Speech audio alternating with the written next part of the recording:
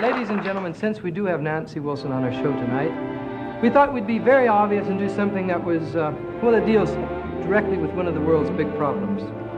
So we now present the story of Robert Kerplunk, or Bob, the Red Frog.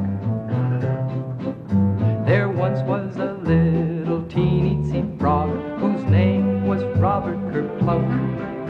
He sat upon logs like other most frogs and did average froggy-type jump. He ribbited and swam and got fat as a ham from eating sweet ladybugs and gnats. Hold it, Dave, hold it. What is it, Robert Kerplunk? Well, you said that I think you should explain. You said you were singing, he ribbied and swam. I think you should explain what ribbied is. Since you're a frog, why don't you explain it? All right. To ribby, the verb to ribby, means to talk frog talk. For example, if I say, ribbit, ribbit, that's frog talk.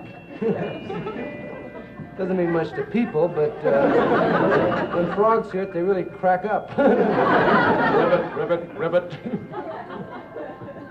How many frogs out there? He popped and he croaked and he sunned and he soaked and he leaped on the lilies, kersplat, ribbit, ribbit.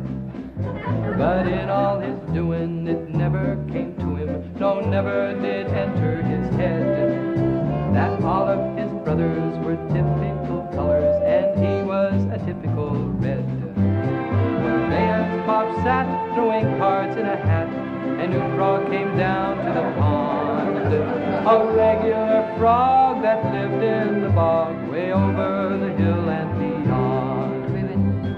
Ribbit, ribbit, ribbit. Hey, hi.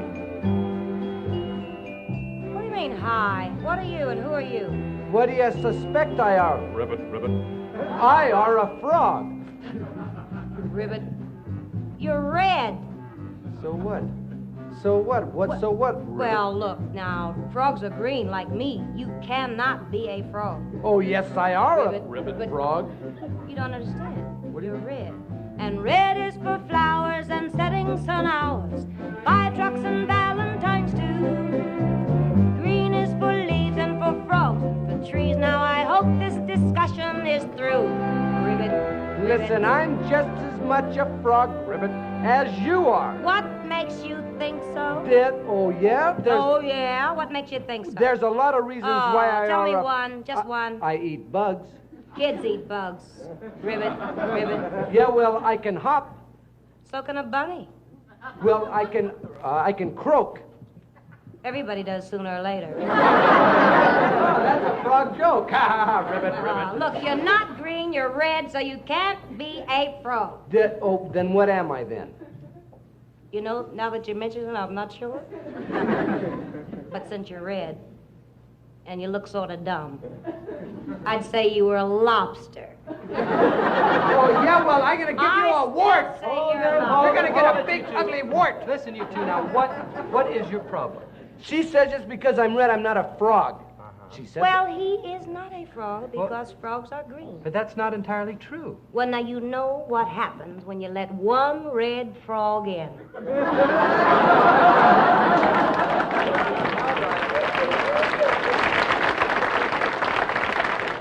Now, there are all kinds of frogs. There's green ones, brown ones, yellow ones, and I'm sorry to say there's even red ones. Are you trying to tell me that he's exactly the same as me, except he's a red frog and I'm a green one? That's exactly what I'm trying to tell you. See, it's what's inside that really counts. You see, no matter what color a frog is on the outside, they're all the same kind of frogs on the inside. Ribbit, ribbit. And of course, they all agreed because frogs are not people. From that moment on, they both got along, and it was a wonder to see. Ribbit, a green and red frog sitting on a log, singing in sweet harmony. We popped and we broke and we sung and we soaked. We leaped on the lilies, kersplat. We ribby and dunk and do froggy type jumps. We dig us and that's where it's at. Ribbit, ribbit. See how easy it could be? Ribbit.